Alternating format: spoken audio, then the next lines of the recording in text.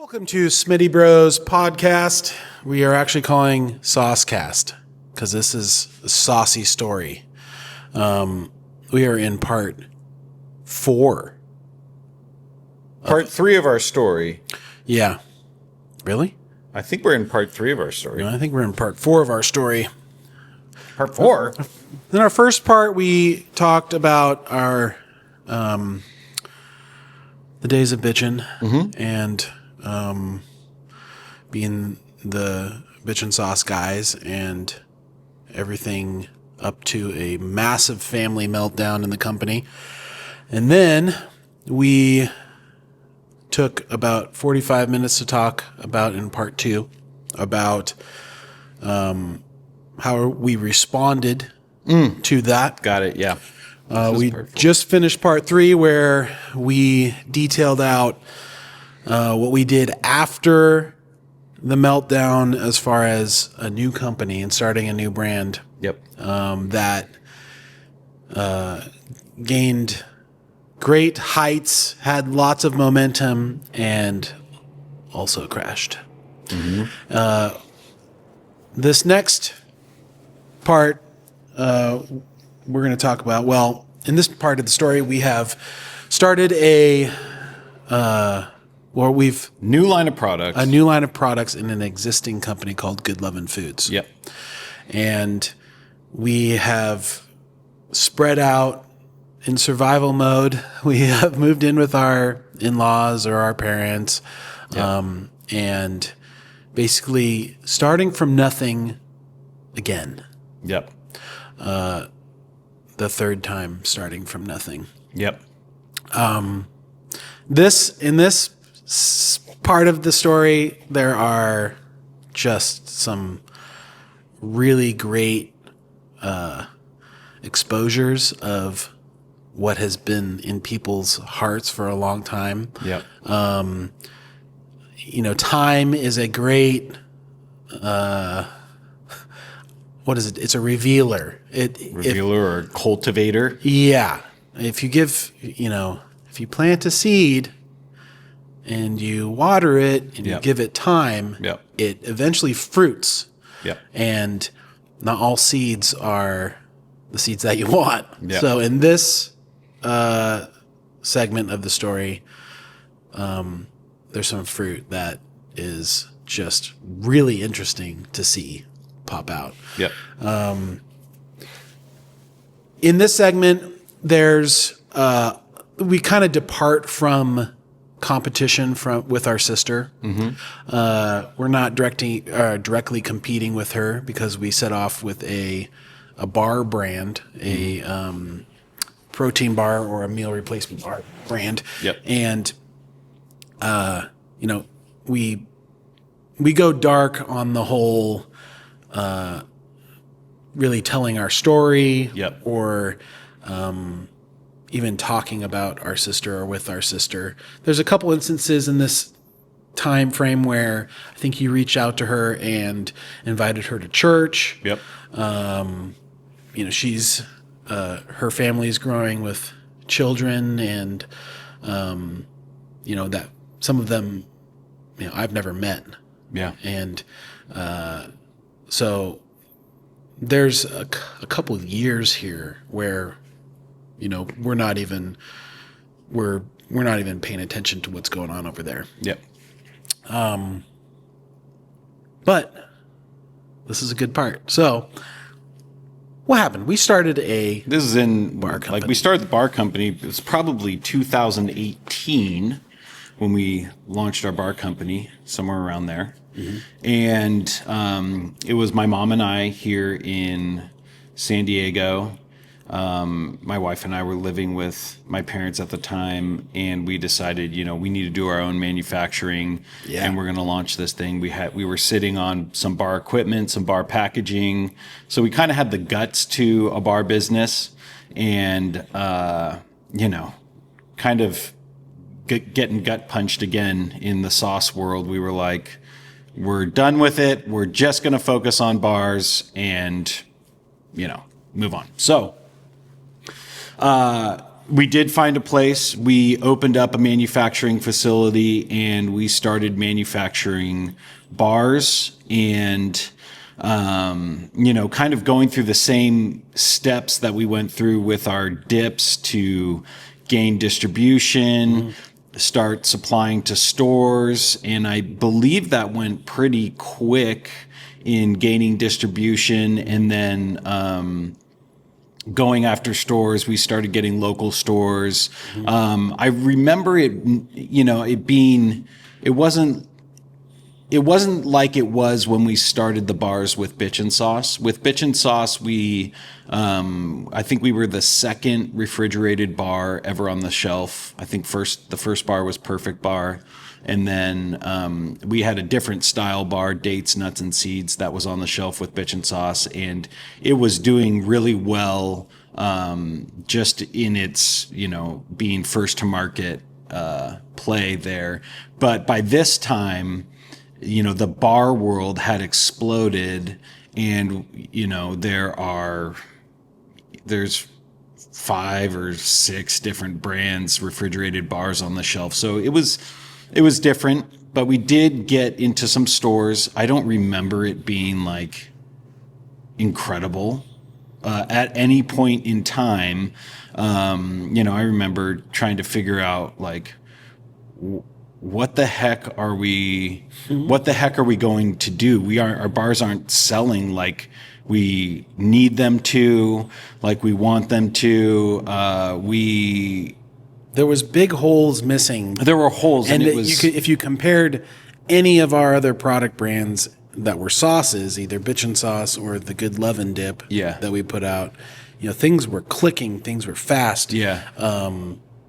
In the bar world, it was missing something. In the bar world, something was missing from it, and I would say our marketing strategy was off. Yeah. There was something about that. I would say it's even deeper than that. It is probably deeper than that. I don't eat bars. I don't connect with the bar world. It's that was a major struggle, was you and I trying to like actually connect with the brand. Yeah. And like, talk about the product in an authentic way where we're like, we don't even eat the product. I'm just making bars and I have this brand, but I do remember that being a struggle, and it honestly, it wasn't fun. No, it was not fun at all. I have some ideas that are coming back to me. I remember with the bars, we're trying to figure out ways to market the bars. We did have bars at farmers markets at one point, and we did a tiny little stint at the farmers markets with them when we relaunched them, but it just wasn't. It wasn't sustainable. Bars alone wasn't sustainable. It was very small, and so thinking of what we can do. So I'm like, maybe I'll go to some events. And so we started going to marathons. Yeah, this will save our company. Yeah, this will save it. We'll go to marathons and sell bars at marathons. And I remember actually doing decent at a few of those. But there were, other ones were just like, just whiffs, big whiffs. And, we just couldn't, we weren't figuring it out. Yeah. We weren't figuring it out. And so we're like, now we're kind of, Didn't you want to quit around this point? The quitting part? Yeah. So this is the part, where I'm like going, what the heck am I doing? Yeah. What am I doing? Like, this isn't gaining traction. It is barely lips above water. Mm-hmm. We're out of money. Mm-hmm. Like, it was rough. And I do remember having a conversation with my wife and going, you know what? We're done. It was more exciting. I'll put it this way. The idea of having a blank canvas in front of me was more exciting than what we were doing with the bars. Yeah. That idea was like, I was like, I can trust God to he'll come through here. And at that point, my wife and I decided, we're done. And that was one night. And then the next morning, I had a divine encounter where God was like, "You are not done." Yeah. And I remember changing and going, like, what the heck? I thought Yeah. I was done. Yeah. Like, how can I keep going? Yeah. And God was like, "You're not done." So we continued. Yeah. At this point, my wife was like, "We're moving out of our parents' house." And she kind of led the way with that, with her believing to go, "We're moving out." And we had nothing. Mm-hmm. We literally had nothing. Mm-hmm. No money, mm-hmm. Couldn't pay rent, but we're moving out. And so I'm going, in my mind, "Okay, God, like, we're moving out. I don't know what's going to happen, but even if we're on the street, mm-hmm. And homeless, like, I know you're going to take care of us, regardless." I do remember getting to that point, and the following week, some of our close friends now, they were more of my wife's acquaintance, but they're like some of our best friends now. They had a side house casita thing, mm-hmm. that they're like, "You need to come live here." Yeah. And so we went and lived there for a year. For free. For free. Yeah. It was the biggest, it was the largest gift I think I've ever received. We went and lived there for free. And that was an amazing time. Yeah. That was amazing. Yeah. And where I was at, I was still in Boise, so I was detached from the operations down here. To move back into Southern California, in my mind, was it's just not something I wanted to do. I was liking the Pacific Northwest. Mm-hmm. I was maybe a little bit like, I don't want to go back to the past, Mm-hmm. I just want to surge forward, make my new way of things that I want, and and leave it all behind, And so in my mind, I have a dream, and I'm putting things in place for my dream. And yeah, the company will work, and the company will support it, but it was actually, I was not as focused in the building of the company. It was more of the same type of thing that you're like, a blank canvas is better than this. So, I mean, if the company's going to hang around and support me doing this stuff, great.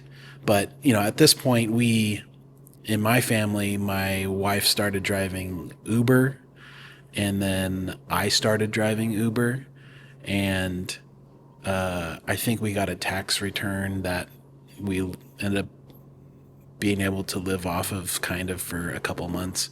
But it was the low of lows. And I was living in, the basement of your in-laws? Yeah, the basement of my in-laws. Thank you, in-laws. You are so gracious to be. But it's not sustainable. You can't stay there. Yeah. So, I remember I was just had to make a decision to move out also. And so I went to Bend, Oregon, which from Boise is like 5 hours. Perfect buffer for in-laws.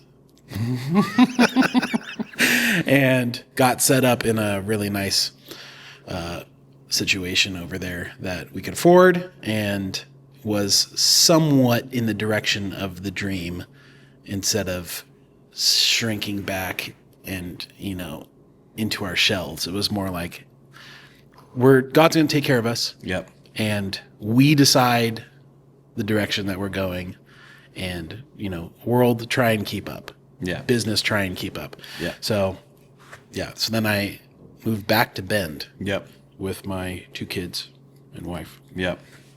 I think shortly after this time, I remember calling our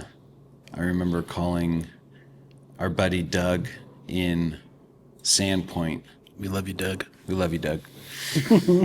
Anyways, Doug's, he's a successful business guy, and I was just calling to, just get advice and talk to somebody who's successful. And, he was like, I'm like, how do we move forward? How do we succeed? And he had a very simple thing to say. He did. It was very simple. He said, "Don't quit." That was it. That was all his advice was. Yeah. That's crazy. And but what? Yeah, it was advice. awesome. It was awesome. It was the advice we needed. Yeah. It was like, he's like, you want to succeed? Just don't quit. Yeah.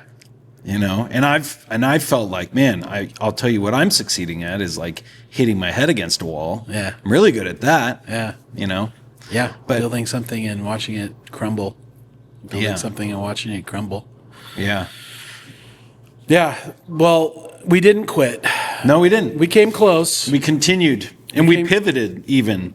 Yeah, and then we pivoted. We pivoted. There was, I had some distributors talking to me like, hey, these keto bars are really taking off right now. And I even know from, past wisdom, like, don't chase a fad and don't pigeonhole yourself into something like that. But we, against that thought, decided, you know what? We'll make some keto bars. And we're not keto. Nope. We just have manufacturing equipment, and we're experts at building products and launching products. Mm-hmm. And this is crazy. We built and launched those keto bars in, I think it was like 3 days. Mm-hmm. From like ingredients, like formulation, packaging designed, nutritionals, everything was set, and we had things ordered within like 3 days. And we ended up launching those at like some distributor show thing, and started in this keto bar world, started doing some basic online sales, bit larger keto influencer had picked them up. We even got some big accounts. We got Aldi, we got local Whole Foods. The keto bars started getting some legs, and especially when the influencer picked them up, we started getting a lot of online sales, and we were like, oh, what's this? Yeah. And we had set them up so that people could buy them online. Yeah. They were still a refrigerated bar. They were a high-fat content bar that would melt, kind of like a chocolate bar. Yeah. So we had to keep them refrigerated, but we knew that the direct-to-customer was very important. Yep. And very safe. If you take out, the store's ability to say no to your product and basically not give you the opportunity, you still can sell direct to somebody through a website. So we had built this e-commerce website. Yep. With going through those types of failures before with Bitch and Sauce and with Good Love and Dip, where,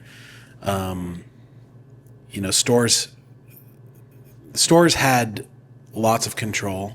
I remember in the beginning of Bitch and Sauce, like the farmers market scene, the direct to customer was like the seed. That was our seed money of our company, and we could, even if a store dropped you or it was taking too long to bring you in or whatever, you could still fall back on that seed money that was direct to customer. So I remember conversations where it was like, we have to establish our direct to customer. Yep.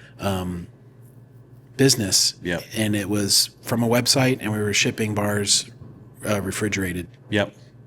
Yeah. And, we had hired some agencies. We were trying everything. We're like, we need some experts to come and market these things and do online ads and all this stuff. And nothing worked. Nothing worked to be sustainable. Yeah. We did end up landing Costco. So we landed some Costco. Was it Costco road shows? Yeah, it was Costco road shows. There's some Costco road shows locally. But before that, yeah, what before was that happening we got Sprouts.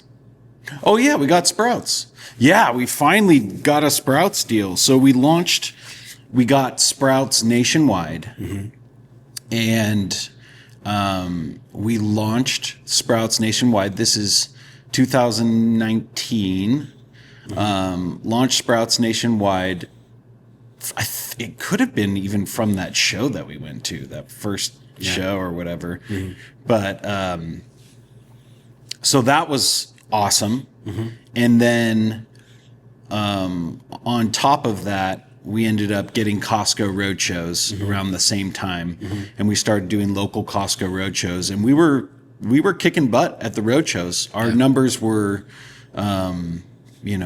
they were large, they were very big, they were very good, and they were enough for Costco to bring us in with a slotted product in Costco. Yeah. So that launched, and we were back up to, I think we were $1 million in revenue or whatever, like reached that point of we're at $1 million in revenue, and we are like, we've got this. We've got this. It's getting traction. Major influencers in the space. Working. Yeah, I mean, everything started clicking at that point. Its praises. Yep. The distribution is set up to where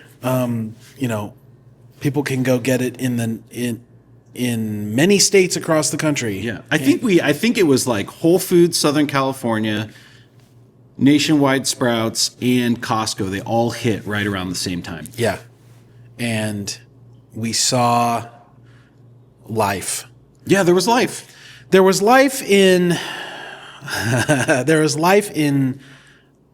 not giving up. Yeah, there was still something missing, and we were trying to pinpoint this. Yes, and I think we even started a podcast back before around this time, where we attempted to do a podcast, and it was, we wanted more connection with the brand, our own brand, yeah, to be able to connect better with the people that we're serving, yeah, and not being keto, but being able to make the greatest keto bar, because we're flavor people.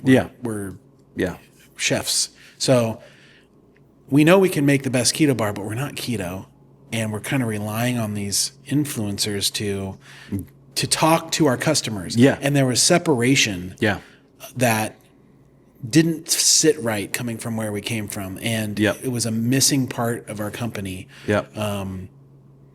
But I remember even though the brand had life and we were riding this trend, this wave, not having full connection.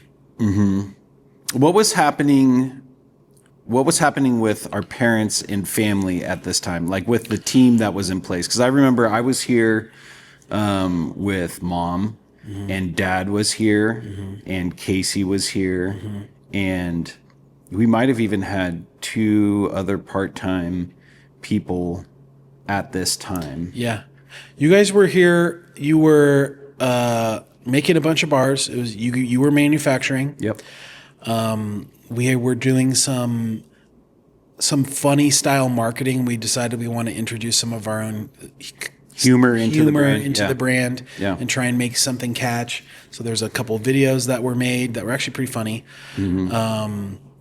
There was behind the scenes, and this is a good thing to talk about. Yeah, what was behind the scenes? Because I remember during this time there was a little bit of an internal struggle with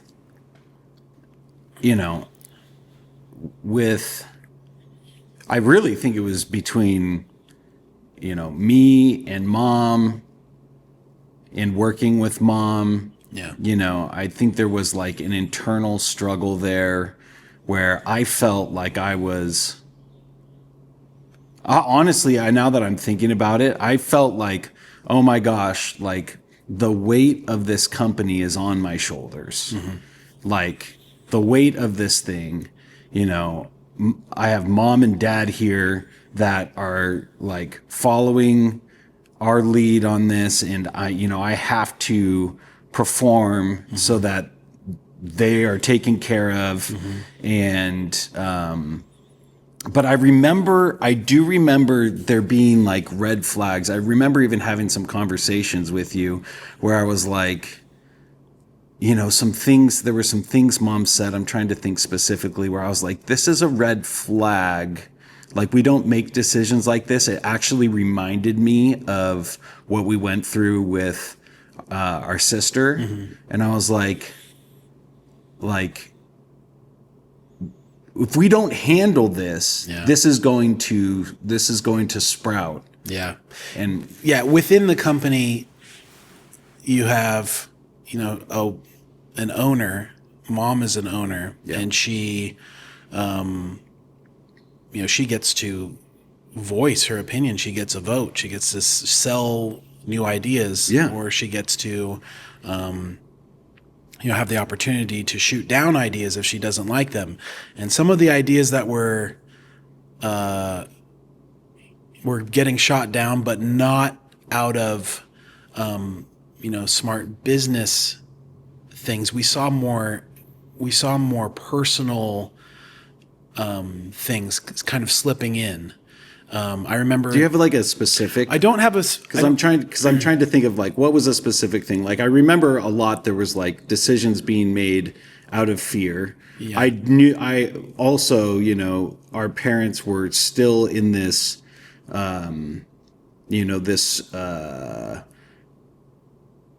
ongoing relational struggle with how do we, keep relationships with our grandkids. And from Star's grandkids. Star's kids. Yeah, Star's kids. How do we keep relationships with our grandkids with this thing that happened? And we don't want the grandkids to suffer because of somebody's poor choice. And, they still want to be great grandparents. They still want to be, and so all this is happening, and the relationship with Star isn't a great relationship at all. It's, to see the grandkids and so they're in the middle of this, and we're building a business. And, I remember what I can say that I remember, even though I don't remember specifics, is I just remember there being fear attached to a lot of, mom's thought process. Yeah, I remember saying to you, because you were coming to me like, hey, this is really difficult working with mom. Yeah. And I said, don't worry, it's going to be worth it. Yeah, that's what you told me. I remember saying, "Don't you said, worry." "Don't," and I'm seeing red flags, and I'm going, "How is this going to be worth it?" Yeah. Yeah. So, and then I remember, at church, you were, basically spoken over, and someone was revealing to you your business life. And I had a word of prophecy. There was a weight. That I remember you they were like, I see a weight that's holding you back. Yeah. And it's a person in your life. Yeah. And it's like a ball and chain attached to you. And I'm like, this is exactly how I feel. Yeah. I feel like there is a ball and chain holding me back from where I need to go. Yeah. And what I need to accomplish. Yeah. And as that was happening, I was thinking, that's mom. Yeah. Well, so that's what's happening in business, on the business side of things. But in the background, on the personal side, of the family side, there was a great desire for mom and dad to see Star's kids, and to take care of them, and to be great wonderful grandparents, Yep. and and feed them biblical things. Yeah. And they probably thought they weren't getting fed those biblical things from Star or Luke. But there was a great effort to keep that going. Now, here's the thing: is that if you see someone's kids, you have to make an agreement with the parent of those kids. Yep. And what we were practicing was no agreements made, complete separation Yep. from the wickedness Yes. that was going on. Yes. Not like I'll never talk to you again type of separation, but if we are to join, we will be talking about this thing first before anything else happens. And when this thing, the wrong that was done against our families is handled, then we can move on into the next thing. How are your kids? What are their names? I'd love to meet them. Yeah. We drew a line in the sand on that. Yeah. We weren't going to sweep things under the rug. Yes. We were going to handle them as we go. Yeah. Our parents had a different way of thinking about it, and mom and dad would sweep things under the rug for the preservation of the grandkids. They saw a reason. When you say sweep things under the rug, I mean, I know mom tried to reason and reach out and tried to, she wrote them, future letters, even after the first letter she wrote when it was all going down. Yeah. She tried to reason with them, but to no success. Yeah. And, but there still was that agreement attached in order to preserve relationship with grandkids. Yeah. I mean, you have to submit to the will of the parent when you have the relationship with the child. Yep. You have to meet them at a certain place. You have to have or see the grandchildren for a certain time. You have to talk to them about certain things. You can't talk to them about everything. You can't tell them what happened. No, you can't. It's very controlled by the parent of, and in this case, it's Star, which they just willfully did. Yeah. And over and over and over again. Yeah.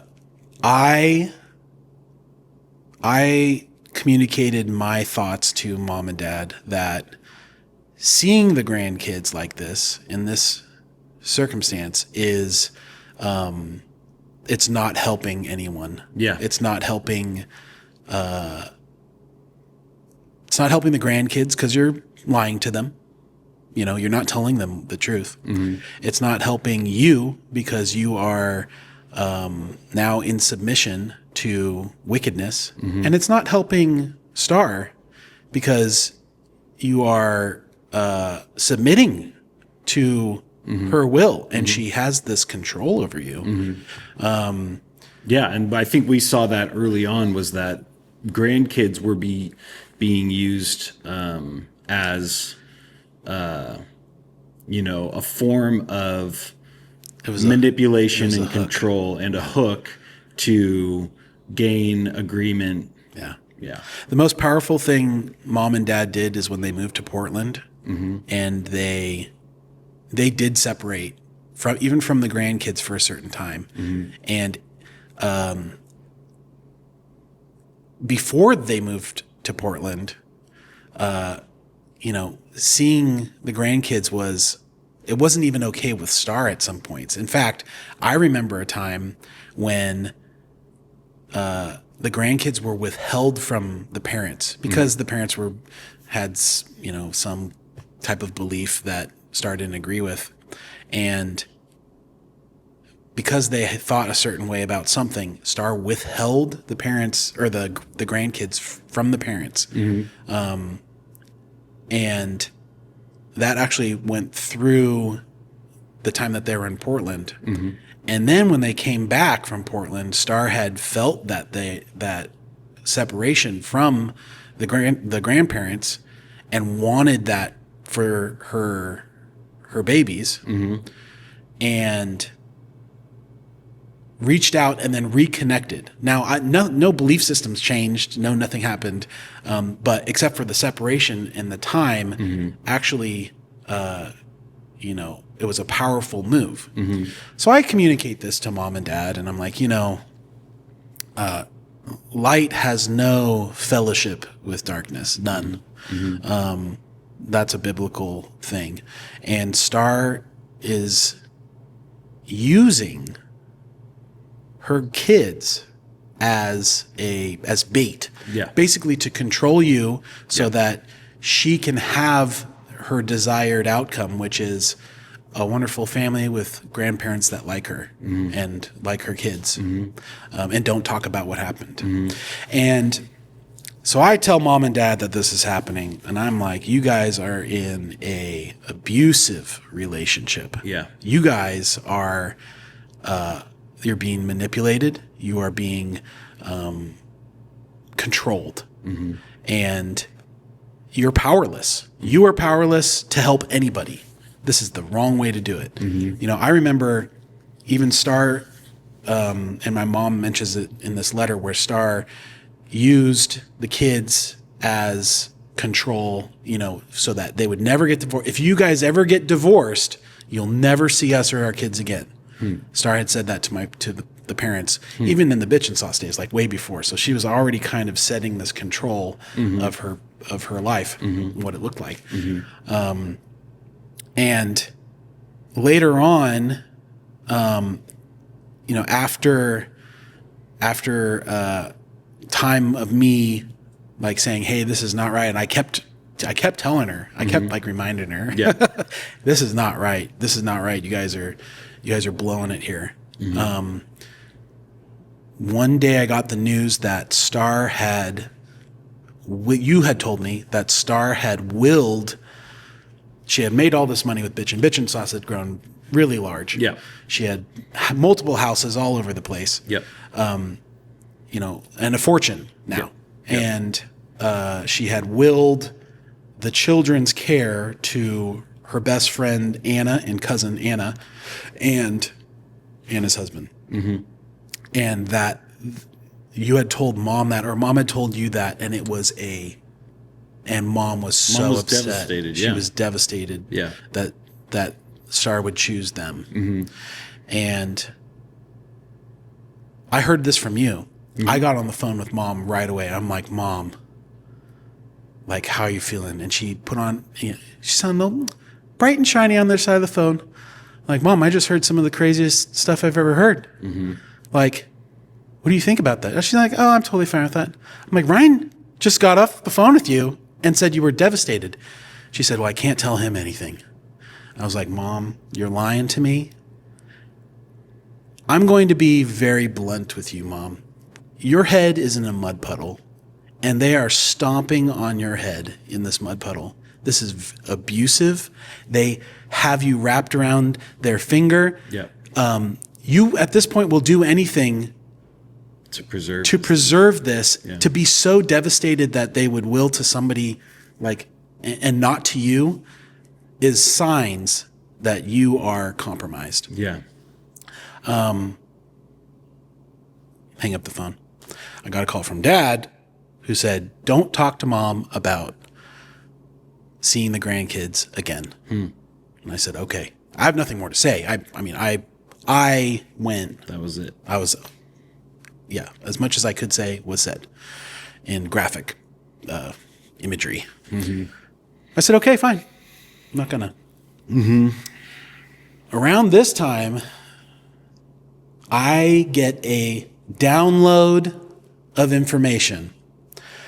And this download of information is that Star, who is overwhelmed with fortune and success, and her company, she has awards, and Bitch and Sauce is just doing amazing. Is also overwhelmed with guilt. And she can't sleep at night. She doesn't sleep soundly.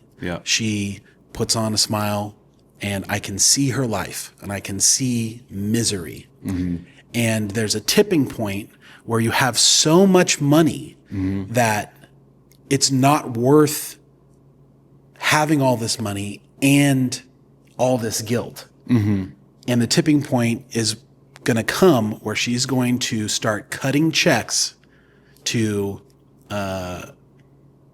buy agreement so that guilt can leave. Exactly. Because she feels super guilty. Yep. Yeah, I remember a conversation that you and I had. You were like, watch what happens. You're like, sometime in the near future, she's going to start buying people off. And I was like, big money. Yeah, big money, start buying people off. And I was like, that's interesting. I thought that I was, you know, you explained it to me and I was like, okay, like I can see that happening. And I was like, all right, well, we'll get ready for this. And I know that, you know, that was a very interesting time. I want to come back to that point because that's an interesting point. That point, is actually, I think that came after, COVID had already started. So, you know, our business at this point was doing amazing. Costco, Sprouts, Whole Foods, and COVID hits in 2020, and we lost all of it. Wipes us out. It wiped it all out.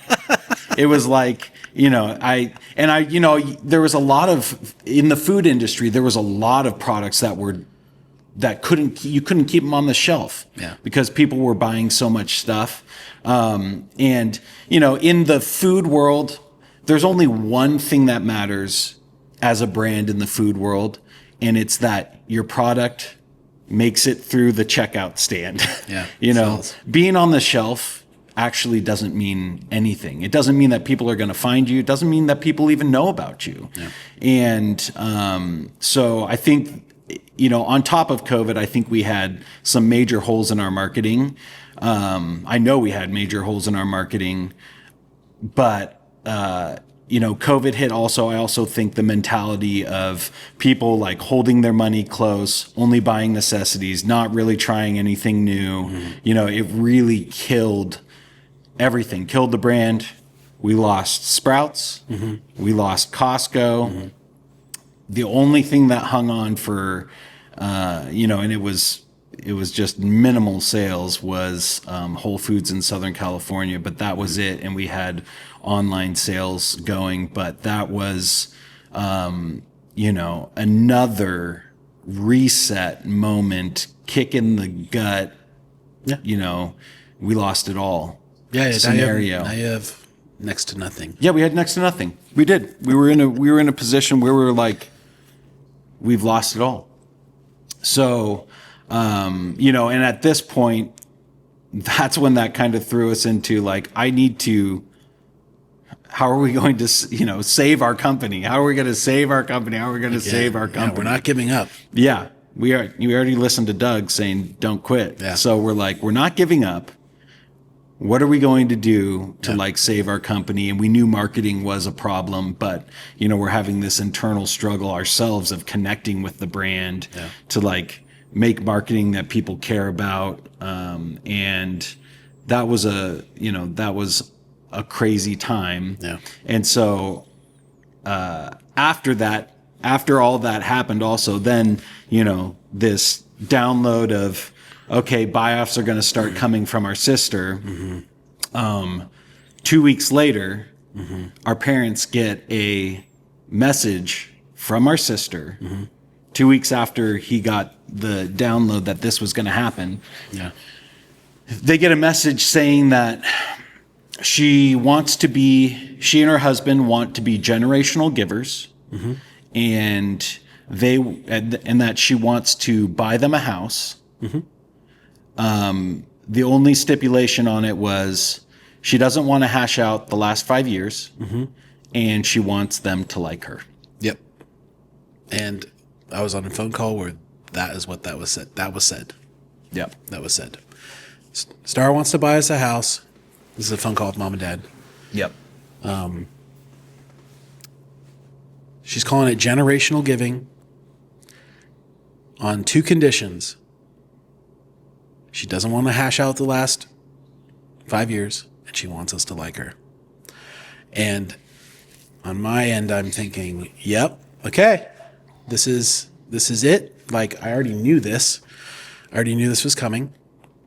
And I warned that this was coming. And at the time, mom and dad, I think they were also aware that I had that download. And I said that this was coming. They were actually doing some of their own personal counseling. Yep. With a mentor, something that they had really not done that I'd seen. Yeah. Or was aware of, but they were in counseling, marriage counseling. They were telling their story to someone who's an actual Christian counselor. An actual Christian counselor, yeah. And they had shared this information with the Christian counselor. Yep. And the Christian counselor looked into Star and what was going on and was like, don't do it. Do not take this bait. This is, the word witchcraft was used. Yeah. And it's a transaction to gain control over you. Yeah. That's basically what witchcraft is. And where, you give something to get something, and now it is your Lord. Yeah. So, they're talking with the counselor, and then we're having discussions about this after they're talking with the counselor, and they're saying, yeah, the counselors looked into this is witchcraft. Yeah. At this point, when this happened, I even remember Dad asking me, he's like, Star just offered a house. What do you think about that? And I think my first reaction was, oh, you should take it. I don't even think my lines were super strong. No. At this point. Yeah. I didn't, they weren't. I mean, there was like a side of like you were taking a much harder line biblically, and I was more like trying to keep the peace, not like, I was more like just trying to stay out of it and be more, I don't even know what you'd call it, be a weenie. But at this point, I didn't really know too much of what was going on. But after thinking about it, and then after, mom and dad telling us what the counselor said, saying that it was witchcraft, that's when I started thinking about it. And then I started realizing, like, oh, they're looking for agreement, and it is based in control, and like, yeah, this is a really bad idea. Yeah. Like, do not touch this. Yeah. And I think, this is probably this moment in time when all of this was happening. This was probably one of the larger life-changing times for me to like ask myself, like, what do I stand for? And what am I going to do about it? Because in reality, I was afraid of, talking to mom and dad about these issues. I think we had previously had a conversation with them, together as a family. This was maybe a few years before, where we presented a concept that, like, hey, if the Bible said this, if the Bible said, like, do not see the grandkids, like, would you submit to it and do it? And they said they wouldn't. Yeah.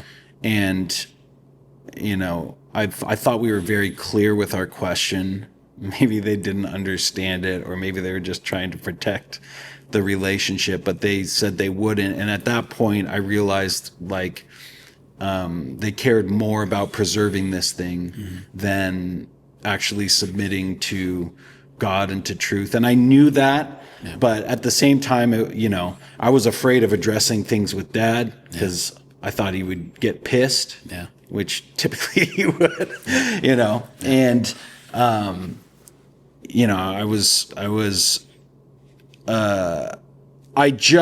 what I saw, I felt this weight, that ball and chain weight. I knew something was building. Mm-hmm. Something was building where it was like, this thing is going to come to a head at some point, and I felt that. Yeah. And I did not want to, I knew because I'm looking at the red flags that are happening and the statements that are being made, and it was very familiar and very similar statements that were made when we were dealing with Star. Yeah.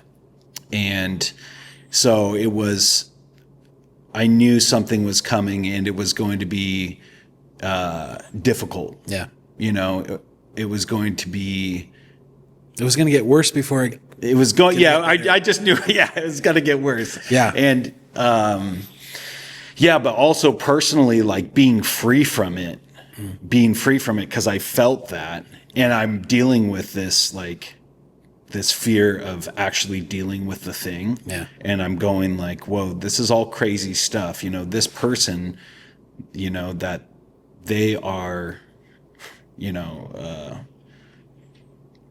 agreement with, and this person has not repented. Mm-hmm. This person hasn't changed. The wrong that happened to us a long time ago is still, very present daily. Mm-hmm. Not that I'm living wronged. Mm-hmm. It's not, and because at this point I am free from the wrong. It's not like I'm living wronged. It's just more relationally.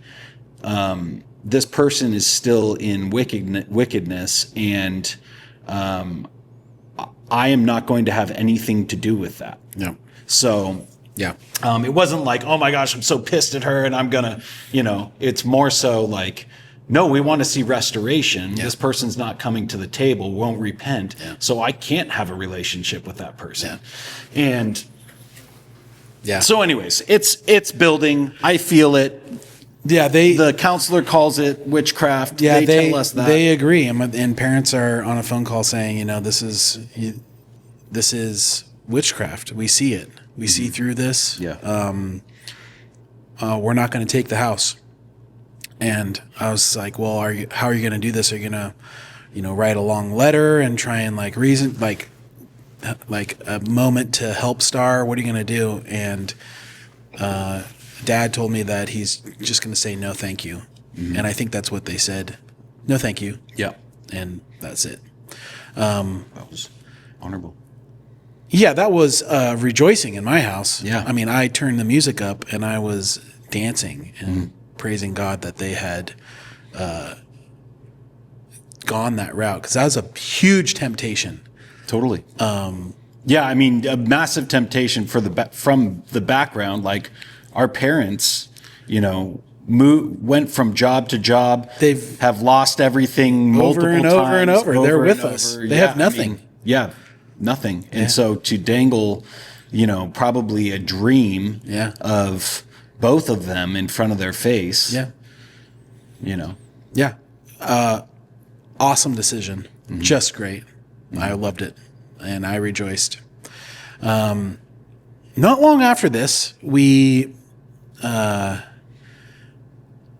was talking with the counselor and had the idea of you and I jumping on a phone call and talking about the grandkids side of it.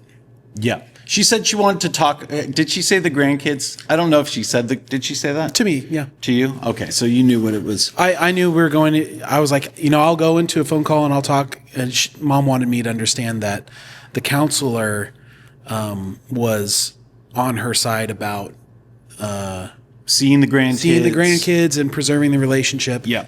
I was told not to talk about it anymore by Dad. Yeah. And so I was like, well. You're surprised about that? Yeah. If you want to talk about it, Mom, I know what the Bible says about this, and it's, you're not going to want to hear what I what I have to say when I talk to the counselor. But yeah, like I'll sit down with the counselor. I have no problem doing that. Yep. So we jumped on a call. Yep. I was there. You were there. Yeah. Counselor And mom. And dad wasn't there. And, mom wanted to basically the counselor to tell me it was okay to see the grandkids. And I was like, Yep. All right, well, counselor, did you know that, back in the day, Star used the kids as a manipulation tool with mom? She's like, no. I was like, yeah, so in the Bitch and Sauce days, Star said, hey, if you ever get divorced, you will never see these grandkids ever. And she was like, what? I'm like, yeah. And that wasn't the only thing actually that happened. There was another instance where Star was withholding the grandkids because of a belief that my parents held and didn't let them see the grandkids. And it was only after, they moved away to Portland and came back that Star decided it was okay for them to see the grandkids. But, Star never changed her mind. She never apologized for not letting them see the grandkids. So I believe that the grandkids are being used as a control tool by Star. Mm-hmm. And the counselor asked mom, is like, is this true? And mom's like, yeah. She's like, hold it. Yeah. You have a connection that you need to break. Mm-hmm. She's like, oh, this all makes sense. Your email is Mother of Smiths, and Mother of Smiths is your identity. Mm-hmm. And you are trying to preserve this identity over righteousness, and you are being sucked into this trap. This is a trap. The grandkids is a trap. Mm-hmm. Not just this house. Mm-hmm. The grandkids is a trap. Mm-hmm. You got to get out. Yeah, that phone call, that counseling session did not go the way she thought it was going to go. No, it went the exact opposite. Yeah. And basically after she said that, you and I bowed out of the phone call because she was going to do some direct ministering to mom and help her break these ties so that she wasn't compromised. Yep. I didn't hear from mom or dad for a week after that. Yeah. I mean, I was here at the facility. I remember coming back because I didn't get to hear the end of the conversation, but the counselor had heard everything she needed to hear from me. And I came back and I was like, how did the rest of the conversation go? And mom was like, oh, it was good. It was good. We just went through some prayers and whatever. And, but she was silent. Yeah. She was silent. Everything was silent. Mm-hmm. And, what do we get next? We got a letter from dad. Text. Oh yeah. A text, it was as long as a letter, but it was a text. Yeah. And it was to all of us. It was to you and me and our wives. And dad had a sleepless night. I think the word angry was used. And decided he wanted to pull everybody into a meeting and get into the Bible. And I have that text. Yeah. The details of it. I remember he said some stuff about, this counselor is, double-minded and not trustworthy with, the scripture. Yeah. And, he wanted to jump into the Bible, and something didn't, when he sent that, because typically, that's the right thing to do. The right thing to do is let's read the Bible and see what the Bible says about this. Yeah. But there was an element of that, and the thing that didn't ring true to me was that, the essentially villainizing the counselor, saying, yeah, the counselor said something you don't want to hear. Yeah, the counselor said something they didn't want to hear because she had all the information now. Yeah. And so saying she's not trustworthy because she said one thing first and then switched and changed her mind. And I remember calling Dad and going like, then, like none of us are trustworthy. Yeah. You're changing your mind on the counselor. Like, Yeah. you were just singing the praises Yeah. of the counselor, talking about, oh yeah, how it's witchcraft, to take the house or whatever. And now all of a sudden, Yeah, they're not trustworthy. they're not trustworthy. That none of that made sense. Yeah. It was very hypocritical. And that was kind of the premise of this sitting down and getting into the Bible and doing this is there's an element of this that's just off. Yeah. And Not that getting into the Bible is wrong, and not that I'm opposed to getting into the Bible, but when I approach truth, it is I don't care what it says. yeah. I just care that I submit to what it says. Yeah. And do what it says. And I felt more of like this was being come at from like we're trying to preserve something. We're threatened, and now we're trying to preserve something, and it didn't feel right. Yeah. No. And from my end of it, I know what the Bible says about it. Yeah. I actually, You weren't supposed to talk about it anymore anyway. I was not supposed to talk about it, and I wasn't gonna. Yeah. I know what it says. I don't need to be taught that it's okay for you to see the grandkids. How about I just say, it's okay for you to see the grandkids? Like, go for it. Like, I know where I sit, and I know where you sit. Go for it. To that point, I was done, but I wasn't going to take any further action. I just knew they were going to see the grandkids and that it was a trap. Yeah. Like, you can do whatever you want. Yeah. But you don't need to teach me that it's okay. I'm going to tell you it's okay already. So no, thank you. I don't need to sit down with this. My wife doesn't need to sit down with this and hear this talk. Go for it. Like, whoever does, like, you can sit down with them. That's fine, but I'm not going to be a part of it. Yep. The next thing I hear is that they're taking the house. Yeah. We've decided we're taking the house. I called to apologize to Star, Dad says, for not talking to her. And she apologized for saying that she wanted to not hash out the last 5 years, what she said about being liked.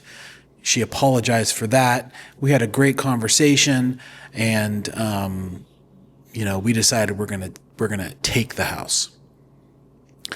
And that was an incredible moment. Yep.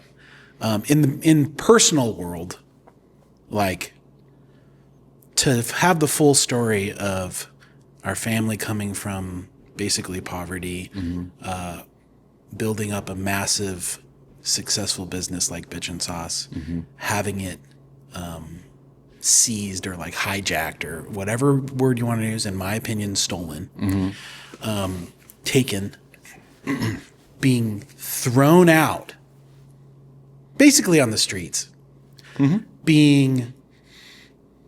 building up another company together, having it crash and burn, building up another company together, having it crash and burn. And it comes down to, like, personally, our lives are, yes, it's very chaotic, but you just agreed to take money from somebody who basically caused all of this. And I warned you, told you what it was. Someone else told you what it was. You agreed with it. You said what it was. And now you're making this decision. So on the personal side of things, you're like, oh, okay, this is messed. Yeah. I mean, On the business side of things, wait, let me say this. yeah, On go the ahead. business side of things, Star owns a company that is a direct competitor at one point to our company, direct competitor, number one competitor. And you just, as a shareholder of our new company, took a gift from our direct competitor that you would not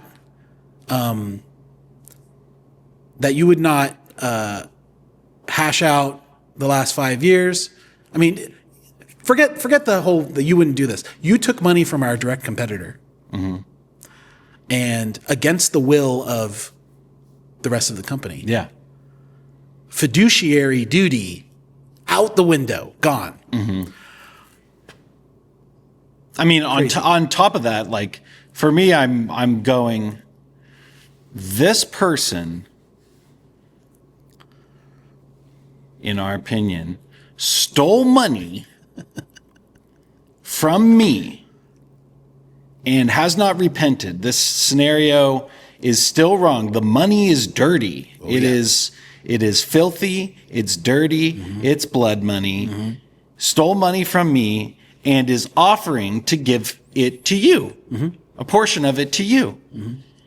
And you know this situation is not fixed. You know this is still dirty money. You know that all of this exists. And you are taking the money. You're taking it like it's stolen, but you're taking it. And you're an owner of our current company. No, I mean, just take the ownership part out, and all that. But it's like just that alone, without like handling it and going, hey, this could be a problem. Is this a problem? And this needs to, before we take anything, like the right thing to do to Star would have been this. That is a generous offer. You need to handle things with your brothers first, because there is still a wrong that's out there that has been unhandled before you think of giving us anything. Yeah, that's and it needs to be made right. Yeah. That's it. Let's get this straight. There's no problem with Star buying our parents a house. No, I want Star to buy our parents millions of houses. Yeah. I want them to have all the houses in the world. Yeah, it's not the act. I just don't want it's not, and it's not even, it's funny because it's not even like against me personally. Like when I'm talking about like, you're taking money that was stolen from us in a house, like I'm not saying like, oh my gosh, me personally is being affected by this. It is, I'm seeing this agreement with unrighteousness taking place. And for their sake, the road that they're going down is going to lead to destruction. And I am seeing this for their sake. And I'm going like, just for your sake, for righteousness, the thing that matters, this is a problem. This is a major problem. I mean, like, for me, I'm like independent of it in a sense, but I'm just looking at it and going, this is wrong. You didn't get offered the house. What? You didn't get offered anything. No, but I'm just seeing the situation. I'm seeing it's wrong. What the funny part is that, they had I'm going to call it audacity to say to us when they notified us, God has blessed us with an answer to prayer. I forgot about this text, but this one's... God has blessed us with an answer to prayer. This is of God. We wanted a house. We were praying for a house. God gave us a house. Yep. I'm sorry, I don't believe that. When you told me it was witchcraft, I believed that. Nothing changed. Yep. Nothing changed. Yep. You may have got offended that, it was pointed out to you that seeing the grandkids was also a trap and witchcraft. But, you have to preserve your identity. Sure. So, if that witchcraft isn't witchcraft, then this witchcraft isn't witchcraft, and everything's good, and we're going to take it, and I'm going to tell you it's of God. Nope, not. Yeah, it's of God, and they wanted us to rejoice with them. They wanted us to come visit them at their house. Yeah. Which, by the way, was a $1.4 million house. They moved in. I think they expected us to help them move into this house. I know that when we told them we weren't going to their house ever. Well, this is a major. So this is like one of the major parts of like the shift of both of our legacies. Yes. We shifted our family trajectory forever for the better. And because what we realized was, I started seeing pictures of compromise from our past, like compromise on truth, and then the results of that. Compromise on truth, and then the results of it kind of built into our family culture, even though we called ourselves Christian and not religious and all these things. I started seeing areas where there were compromises on truth, myself included, and then the seeds of that being planted and then the fruit sprouting. And I remember in my own life, fruit sprouting and then having my come to Jesus moment completely transforming and my whole future changing, for the better because I submitted myself to righteousness. And so I saw these in our past, all this compromise, and I started realizing all this fruit that's happening right now is from seeds of compromise, where you get like hard-hearted or calloused over to righteousness so far to the point where you're calling evil things good and good things evil, and you can't even see straight. Yeah. And I realized this was my moment to face the things I was afraid of and not try to self-preserve anything and shift the trajectory of my family for righteousness and not compromise, because I'd been working with mom and dad for years here. Yeah. I was, and they were still here every day, and they were still here. So this is going to come in the next segment, but we just lost our company again. Our sister bought our parents a $1.4 million house that they accepted, called it godly. We're still in business together. What do we do from here? So this will be the next part. This next part is amazing. And stay tuned. More to come.